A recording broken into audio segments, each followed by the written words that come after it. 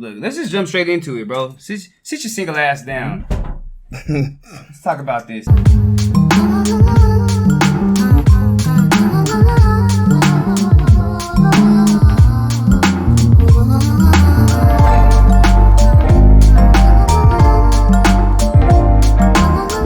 But, bro, what's the hardest part about being a man, bro? Right now, we're jumping straight into this bitch. Okay. I'm listening now. Okay. I'm asking you, bro. What's the hardest part about being a man right now in society, bro? Mental health in terms of like knowing yourself, you know, like I can only speak for myself. I can't speak for anybody else. But like I have seen some very tough things around artists. Like I'm an artist. I've seen some folks pass away that were epic in my mind, you know, and like that I looked up to. But then from their passing, it really got me to look at my mental health, you know, like, am I good? And even starting to question that really got me to understand that, you know, like I had never thought about mental health that way before. Jeopardy taught us a vital point in life. In order to get answers, you have to ask questions. Right. Whoo, bars! Yeah. You know, but dog, like that's what you're saying is like you realize like, yo, this shit's happening around me, and you're blessed to even know what's going on, right? Like, people do die before their time. Unless you're a celebrity, bro, it's usually kept on the hush-hush and shit. Like, It's taboo to ask what happened. Right. I feel it when it's one of those things where it's like, you don't even care how we're feeling, you're just being nosy. But we should know what's going on in our lives right now as a society, bro, and what's killing us so young. You know, whether it is mental health, whether it's accidents, whether it's cancers, whether it's bad habits, bro, whatever it might be, we should be aware of that and make sure that we're doing our best to not perpetuate more of that behavior, more of those results. Yeah. But the self-reflection thing, though, bro, back on track. Yeah, bro. I think it is that questioning piece is big instead of just flying by the seat of your pants? Seat of your pants? Seat. Yeah, we talked about this before, right? Yeah, you can do that, but as long as you sit down at the end of the day and reflect, or at least in the morning or at some point, reflect for real. And not just reflect, but look at it and be like, how can I improve from this, bro? Yeah. How can I move forward? By the way, I'm a little older than you two. Like, I was born in 1986, you know, 80s baby. But being born at that time, like, my parents, growing up in Zambia, around the AIDS epidemic, you know, where like that time cancer did not exist.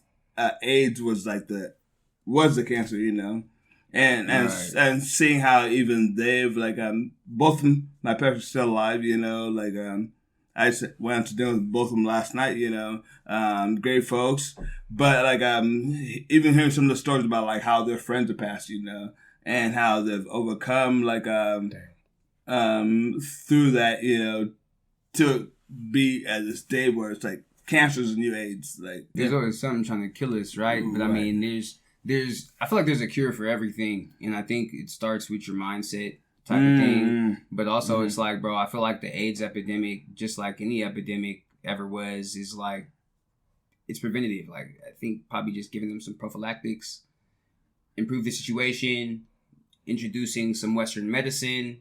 Improve the situation. You know, you got cats like Magic Johnson running around like he got a Magic Johnson. You know, like, then again, he don't have full blown AIDS though, right? Does he? He has HIV. Well, he had HIV, which is like curable, I guess, right? Did he have AIDS and then he went back to HIV, or have? No, I think he had HIV, and then I think he just had HIV, right? Because HIV is the. I meant to say in remission or whatever. It's the. So it's about the cell count. I mean, I guess I can only speak from my first ever cartoon was the AIDS cartoon. For sure, no. I I'm like, I was scared of AIDS. Like I'm more scared of cancer than I am of AIDS. Like, I mean, it was a big deal when they didn't really know. Like when Magic Johnson had it, like HIV, they was like, oh shit, can we even play with this dude? Right. You know what I'm saying? Is that even a possibility? Right. What if this guy's sweat gets on me? What happens then? And they didn't know about AIDS. If that was the thing. Like how to get it. Yeah, like, I mean, Eazy-E, he was like, bro, I'm not gay, bro. Like, 'cause he died of AIDS, right? They did, but like, yeah, back then it was known to be a gay disease. Exactly. And then, you know, white people try to be like, yeah, there was fucking monkeys over there in Africa. And right. Like, first of all, everybody was fucking monkeys, bro. Niggas was fucking sheep, lamb, and shit. Like, fun fact of the day, lamb, like, I think they're the only animal that have an anatomically correct vagina to, like, a human woman. My homie's a shepherd, bro. How many lambs? Yeah, 3 lambs were there. Bro, those are sheep. I'm bad. No, you're bad, bro. You're bad, bro. My bad. What does Las Vegas mean to you guys? Exactly what they call it. It means last year, because like that's the last time we were there. It means a good time. Like I had a great time. Like I wish we actually would have gotten some of the shit we signed up for. We didn't go on anything we signed up for. So if we were to do it again, I want to go at least on 2 things or 3 things that we signed up for. Where's your favorite place to vacation, Ujali, being someone who's traveled? So far, I like Tulum. Tulum, okay. Yeah. So, I was just down in Mexico, yeah, that's all I'm doing. Say, traveling ass niggas, where the is Tulum at, bro? I'm like, do I need a passport for this? You do. It's Tulum, Florida. 3 hours from Cancun, is that how you get there? Yeah. If I were to go back, I would want to be with my team. Like Eric and UG and like several other folks. I'd want to get like the resort, like kind of like we had before. When I did go there last time, # all inclusive. What I liked about it though, like was how beautiful it was. I didn't like that I not get to relax the way I want to relax. Got it. What was beautiful about it? The resorts were like it's kind of like a fisherman village. Okay, so was it the landscape or was it the architecture? Was it the culture, the food? Like, what was beautiful about it? Like, how could you describe the beauty? It was very like slow paced lifestyle. So like it's not something I could do it all the time because like I'm not a slow paced person. Yeah. But like I like for what it was, like they had, the resorts, they had the beaches, they had the and they had black people were there. They had Afro Beach, they had like a very good Afro Beach time during the night, but you can also like during the day you can be on the beach. Yeah, you don't have to let me know what resort this is. He said the team's going, bro. Yeah, and the way we do some grants, bro. Right. Take this out, dog. All inclusive, bro. That's sick, bro. Yeah, I mean, I feel like there's a grant for that. No, bro. Maybe. We could use that. All inclusive is a hit or miss, right? Like, I guess like most people tell me, and I didn't feel like the food was. I mean, I guess the food was underrated where I was at a little bit. Like, Tulum? No, I was in. It was lit, obviously. Yeah. I was at Los Cabos, Cabo San Lucas. Cabo San Lucas. Right. But down there, and other people have told me this, like the resort food is like, all right. Like honestly, it was nicer than it tasted, but I wasn't mad. I was like, fuck, dog. Like, it looked better than it tasted. Just send it over. It's like a sexy bitch with a bad attitude. Mm-hmm. The drinks were worth it, but like I said, the food was great, honestly, because I didn't have to cook it. Bro, I think, the food probably wasn't as good, bro, because you wasn't smoking. Probably. Like, I noticed when I stopped smoking, every time I stopped smoking, food doesn't taste as good for like the first couple weeks. That is definitely. When did you stop smoking? Well, I didn't stop. Whenever I stopped smoking. Nigga, I just stopped smoking about 15 minutes ago. Have you been to communion? Yeah. Bro, I still haven't been there. Communion, yeah. Shut your Catholic ass up, bro. Oh my God, bro. He's taking over, bro. This guy talk. You said real communion? Yeah. We talking about black communion. Have you been black communion? No. I have not. There be some lumpias too, so what's up with that? Bro, it's probably a fusion. Creole, lumpias. It's probably got cornmeal in it or something. Hey, he's got the cornbread in there. Right. He got the greens probably in there. oxtail or something. It probably is. 101. You don't even know what it is? No. Then shut the fuck up. See, this is what the problem is. Okay, so I'm making you a horrible example because you never do this shit. But, you try to come at us. But black guys that stand together, and then you see him, he included him because he's a brother too, bro. Because that's why we can talk about this. He doesn't get offended. Is bro, people try to make shit out of shit that's not, bro. Like cultural appropriation or admiration. Lumpia is bomb as fuck, bro. Could Man, I remember the first time I had rice was at your house. No. Was it really? Nah, but he always had rice though, bro. Typical Asian shit. Like your friend's not really Asian if there's not always rice. He was like, we didn't have rice like that. I was like, nigga, every time. Well, no. How many Asians am I holding up? How many hands am I holding up? Are you holding yourself up? How many mujales are you holding up? About half. About 70, 40. 74. So Okay, you going 110? Okay. No, but Eric used to think that Asian people ate rice and rice only. Tom Pham and you were my only Asian friends whose houses I went to. Tom And Pham? You guys played Come the on, part. man. His name is Tom Pham. And that's a hell Asian name. He is Vietnamese Tam cat. fam. And his house smelled just like you think it would smell. Like, That's racist. Like there was some fucking stomach in that pho. Incense and fish sauce. It wasn't no incense, bro. It would smell like when my grandma made chillings, bro, mixed with like noodle carb. Yeah. Like But whose feet were those? pigs probably. Bomb manicured, you know? Chicken, right. I'm manicured right now. Sweet baby. Nom nom nom nom nom. Sweet baby. Back Ray. Jesus. Isn't Sweet Baby Ray's a white company? Or is it? I think you told me that. So Okay, I think it is Sweet Baby Ray's, bro. There's a. It's a white company? No, you don't tell me that. Yeah, like that's cultural appropriation. Aunt Jemima's. You know, if Uncle Ben is a motherfucking white-owned company, I'm hot, bro. Like he's on grits. Is Uncle Ben white? Bro. They changed. Is Uncle Ben white? Aunt Jemima to their parent company name. Parallel. Uncle Ben's not white. But that was Ben's recipe. Okay, so But his family got it? Well, nah, bro, it's cultural appropriation. These are the definitions of that's why I don't cultural like appropriation, I don't like bro. it. Is when I it's don't not like even attached, but they're using black products, bro, or Popeyes. black faces. Well, yeah, but then you got fucking Colonel Sanders running around. Looking like a fucking slave. As long as he looks like a plantation owner, it's okay to sell to us. We'll go gravitate towards that because it makes us feel comfortable. Like, what are we doing? Who are we trying to entertain What here, are bro? we doing then? Right, bro. Like, Black Lives Matter, but then you go beef with black person, but then I say nigga all the time. Right? We can all slice it in so many different ways, bro, but where's your heart at, bro? Where's your actions at?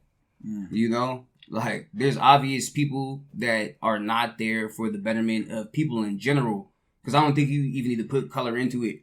You know, if you're for people, bro, you're for everybody. Yeah, right. You know? When I was ignorant, bro, I was like, white people. You know, and I still don't trust them all the way. Really, like, not that I don't trust them, but I mean, I'm on the wall. I'm traumatized. The mistrust is deserved, bro. Like, Yes. honestly, like that It's don't like- mean everybody. You're right, and also saying that not everybody is this way, and that's a healthy way to look at it, honestly. But, like, I've even seen, like, from my perspective, like, I saw my grandpa, you know, like, when he came here to visit, the way, like, he was, like, bound down to white person. Because there's levels to this, you know, where, like, in our lifetime, like, we my parents, my grandparents, they're still alive, you know, so that's good on my part. But I've seen the trauma that, like, unfortunately, a lot of white, like, Western European culture has done right now. It's traumatic, you know, so we can't ignore that, you know, because where my grandpa was here and I was taking him out and he was bound down to, like, white folks. And my grandpa, like, relax, like, you don't have to do that anymore. Like, you know, like, we're in the restaurant, but Yes, he's sir. No, sir. America is sold to, like, other countries, though, as a white country. Right. That's funny you said that, bro, because I was wondering when you said white people, is it a worldwide white people thing or is it an American thing? Because, because it's a world thing. That's why I asked that because, like, he's talking mind. about his grandparents, too. Which, like, it's deeper than, I mean, he's from Zambia. Right. You know what I mean? So, like, your perspective as a first generation, bro, immigrant, bro, but, like, child of an immigrant, bro, you guys have that American dream aspects. When you think white man, you think Captain America, just like I do, like blonde hair, blue eyes. You know, like. That's not here anymore, it's still just white in general, right? Like, people realize you can't be Hitler and say blonde hair, blue eyes, and then be a fucking brunette. Like, people aren't gonna fucking follow you, and then you're gonna kill yourself. Like, that was a big loss for white lives. But apparently, the overturning of Roe vs. Wade was a great win for white lives. Roll that clip. President Trump, on behalf of all the MAGA patriots in America, I want to thank you for the historic victory for white life in the Supreme Court yesterday. And OJ did it. Okay, you better quit saying that, bro, because that runs into people's hotel rooms and shit, bro. Oh, does he really? You can't afford a ticket over here, bro. Oh, shit. Nigga, My name's Eric Patterson. Oh my god, bro! This is this is the thing right here, right, bro? Like he's joking right now, right? But nigga, what if he was on live right now? Pop smoked. Pop smoked. Hot damn. That's why we're not on live for now. You know what I'm saying? Like Mujale is still African, bro. You gotta be careful with these guys, bro. They will leave you in a strip club to walk to the hotel by yourself. Talking about they made a new friend. Oh shit, man. No, she's really cool. Yo. This guy remembers that? You don't remember that. I really like a real friend. Even though that's a flaw of Mujale's, bro, it's one of those things. It's like, bro, we can't help how we're raised.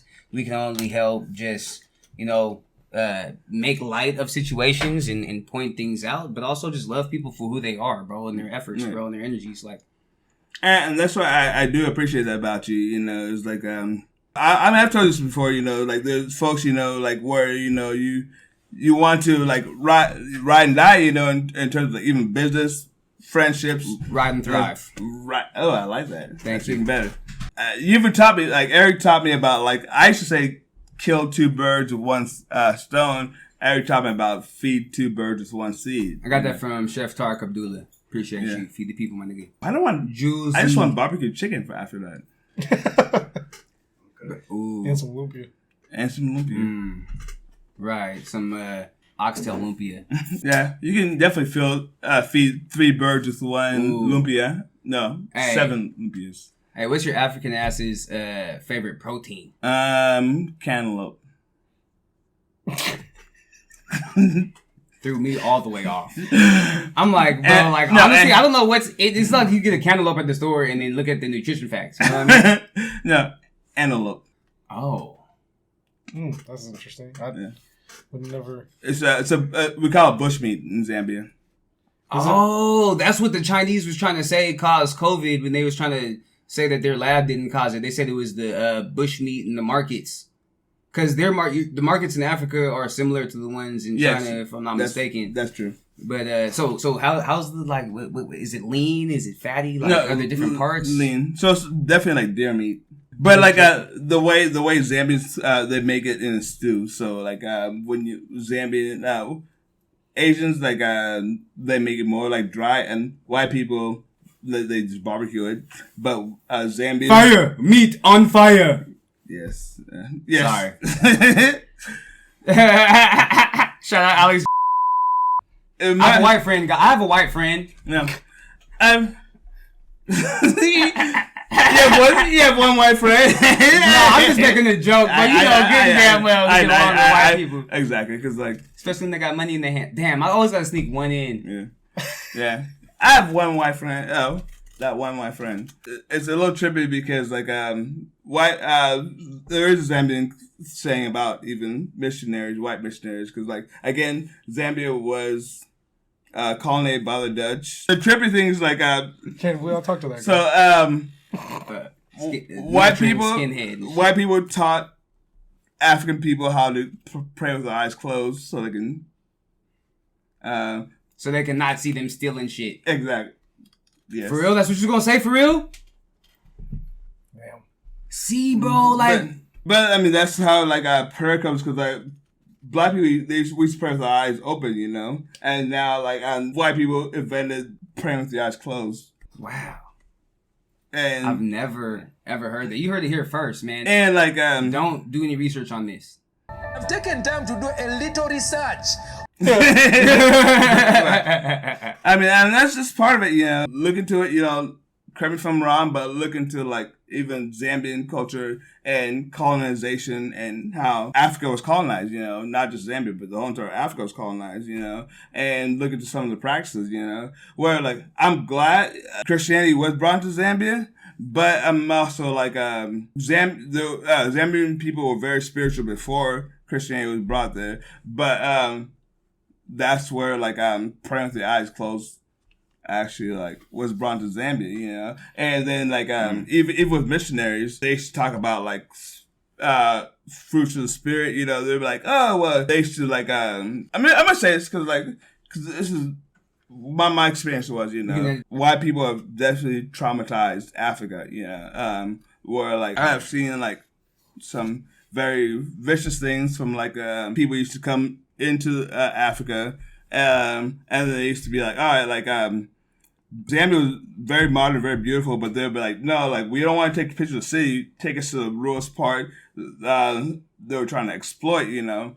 So we need kids with flies in their eyes, stick more flies in their eyes, you know, and then take pictures of that, and then like bring it back to America so they can make their money. We gotta find this clip, bro. I saw a video today that I was gonna put on our story, but I was like, bro, it's like kind of funny, but it's not funny. But it was a kid, an African kid, clearly like looked like he was in an African village, but he was like crying, and then he just started busting out laughing.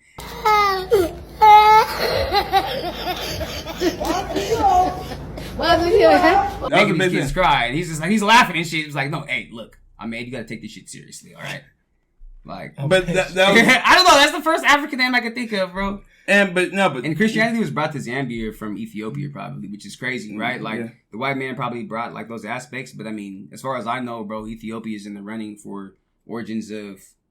Yeah, Ethiopia was the last, one of the last places to have slaves, but it was also the only place that's never been colonized by white people.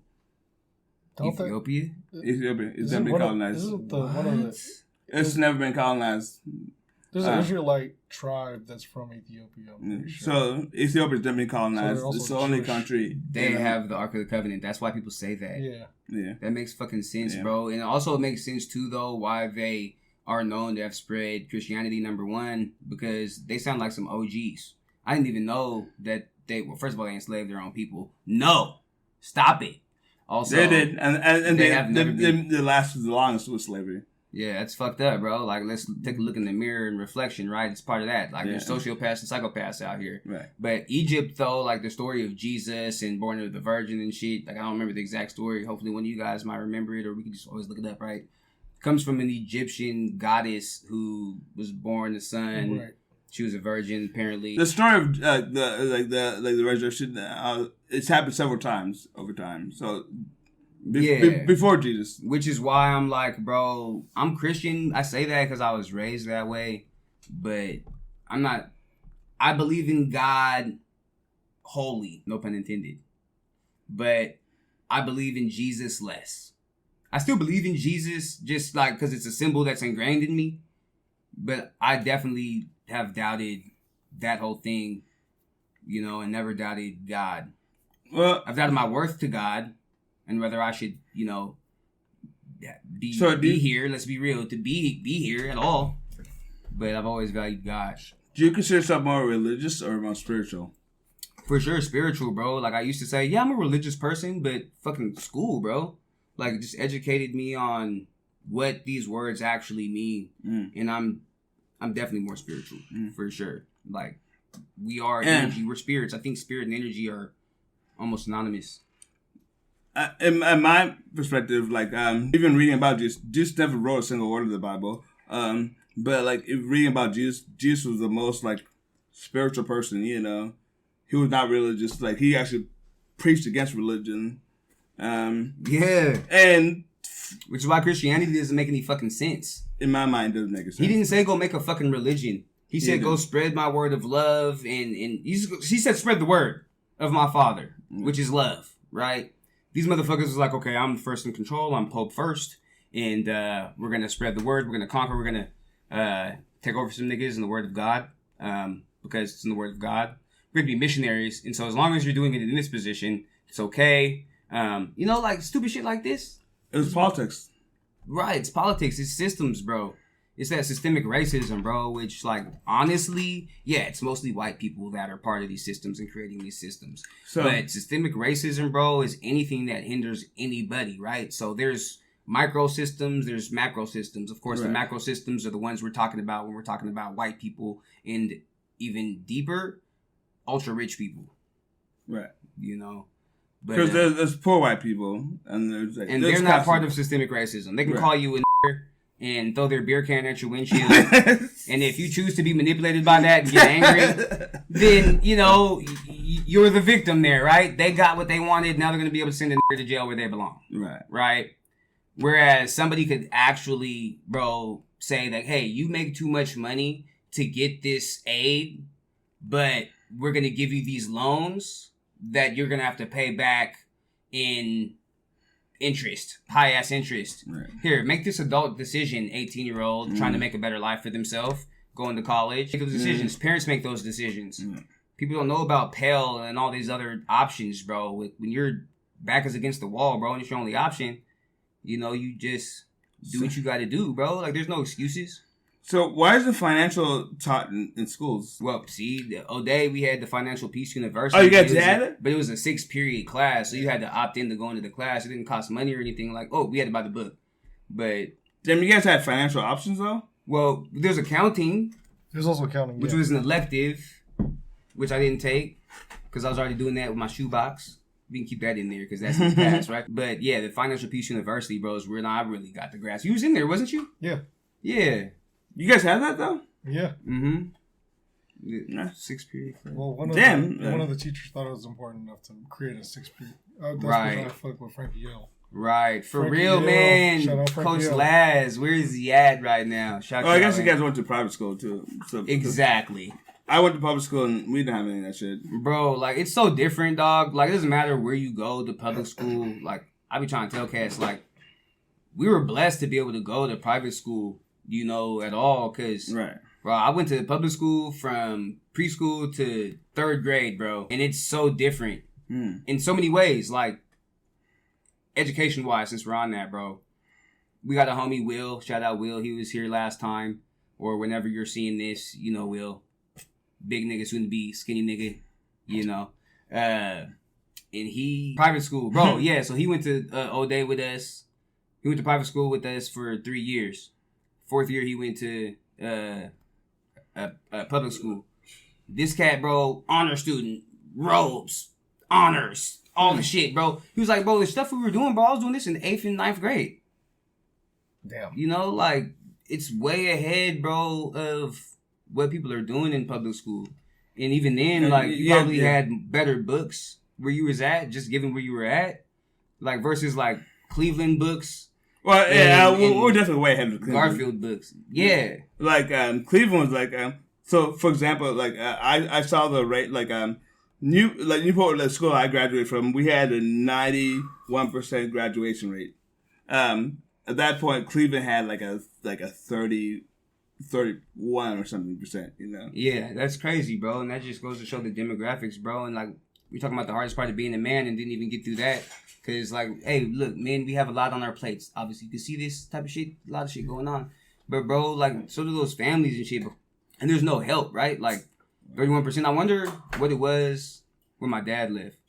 Shout out Pops, man, out here giving me a heart for the community and shit. I felt it was also about the demographics, too. Like, and correct me if I'm wrong. You gotta wrap it for a second, too. Yeah. Keep going, though. Yeah, I felt it was all about the demographics, correct me if I'm wrong. Because the school that I graduated from that had the high graduation rate, it was mostly, like, it was a high percentage of white and Asian kids. Cleveland was more minority folks, you know, and they didn't pour a lot of, like, educational funds into, educational energy into Cleveland. At the time you were in school. Yeah. Because, like, there are programs in public schools that went around to different schools that, you know, like the STEM program, for example, you know, like Rainier Beach turning it into an international baccalaureate school, like different things like that. So Cleveland, yeah, it was a poor performing school. I'm talking about 2005. Yeah. So, like, when my dad went there, bro, there was some type of program there. I think it was when STEM was starting, whatever it was called before that. And it was AP in my time, but but you know STEM, right? I know same STEM. shit yeah, of course. William Gross Center. That shit. That's what Garfield, bro, is a good ass school too right now. But that's before me. Yeah, well, after you. Yeah, after me. After you, yeah. Like Rainier Beach was a shitty. It was a good school, then it was a shitty school, then it's a good school again. If you're going for a school, because like the sports are so good. But I mean, the point is though, you're saying the demographic, right? Yeah. Systemic racism. Why? Because you said the population was what? Yeah, mostly. My school, it was high graduation rate, but it was mostly white and Asian kids. Yeah, your school, all the motherfucking schools over there, bro. Like, I don't think there's a school on the east side that's like, yeah, we're a very diverse school. You should bring your middle schooler fresh out of Washington Middle School or Madrona K through 8 to our east side school. And the worst thing too, like in my graduation when I graduated, my friends, mind you, that were started with at that school. They came to my graduation and they watched me graduate. My teachers clapped for that. But I'm like, why are you happy? Those kids were the same age as me and they were minorities, but they did not graduate with me. They came to my graduation to watch me walk down. Well, that's why they came to your graduation, because they supported you, right? They felt happy for you, bro. Now, here's my question, and I want to close on this because we definitely need to cut it off here for a second. Is how many of those people are still in your corner, right? Because there's people that, like, once you make it out the hood, quote unquote, they're basically like friends with you because they think it's going to be an advantage to them. You know, it's not because they actually fuck with you. So how many of those people that was at your graduation, proud of you and shit, are still proud of you to this day and continue to show that genuine love for you? I mean, several of them are in jail. So they support from jail, but they write you letters and shit. So do you still feel love? I still feel the love. But my point even to that, you know, of them is they were the same age as me. When my teachers, they were called for being cheering. But I'm like, you should be sad because I made it, but like literally these other black kids did not make it, you know? So why are you happy about this? So that was my point. And get what you can get. Hey, a couple of us made it. Oh, thank God. Yeah, they're like, what? Yeah, what made it? Yeah, let's cheer. But it's like, a silver lining, right? But I'm like, dude, like, and some of the homies, they're smart. Like, they're smarter than me. And I'm like, do you see teacher? He's same age as me or younger. Why are you copying from me? Well, because you did what the system that they're used to, right? You graduated the system that what's his face went over and adopted it from the UK and, you know, trained us to become part of the workforce, right? Rockefeller, he sanctioned somebody, I forget his name. Somebody. But bro, it's a system, right? Your friends, you're saying they were smart, right? Yeah. So I mean, they're in jail now. I mean, they wasn't smart enough not to get caught with whatever they was doing. But, you know, smart people like that can be held up to, like, bro, Will didn't finish college. Bro, and he's shitting on a lot of y'all niggas out here, bro. You know? Not to talk shit or anything like that, but for anybody that wants to talk shit, like, oh, I got a degree, this and that, bro, it doesn't fucking matter, bro. You can become successful no matter where you're at, bro, as long as you have determination, willpower, bro, and you give some fucking effort. You know? Willpower. Yeah, I said that on purpose. Oh, you got that? Yeah, you just gotta have that effort, bro. I mean, these cats were smart and shit, but were they really? Were they wise? Did they take that smartness and turn it into wisdom, right? Mm-hmm. Like, were they trying to elevate themselves? I mean, shit. Yeah, I guess they just didn't have the vision or something. I don't know. Or you were a horrible friend and you didn't give them the vision. No, I'm talking shit. Yeah, I don't have to give them vision. They have to establish their own vision. But you had the wherewithal, right. But you had the wherewithal, though. So this is where we're similar and different. You had the wherewithal to be like, why are you guys, teachers clapping for me? At first, I thought you were talking about your friend. Well, you did have friends that were proud of you, too. Clapping for you. Like, you guys should be worried about yourself. Which, like, when my first night in college, bro, I was crying, bro. Because I felt like I was, like, leaving niggas behind. You know? Instead of thinking, like, get how you live, which is more how I think now. But even deeper than that, it's like, and this is where both of us, I feel like, are learning and, you know, still progressing in that. And you too, G, for sure, because you just be letting shit, you be like, I bet you should look both ways, but I don't really care, bro. It's not my problem. You know? Like, you can't change people type of shit. But when you see people going through something, bro, and you don't speak up, silence is compliance. You should speak up, bro, and say, like, yo, like, I see so much in you. You know, like, what are your plans, bro? I want to see you win.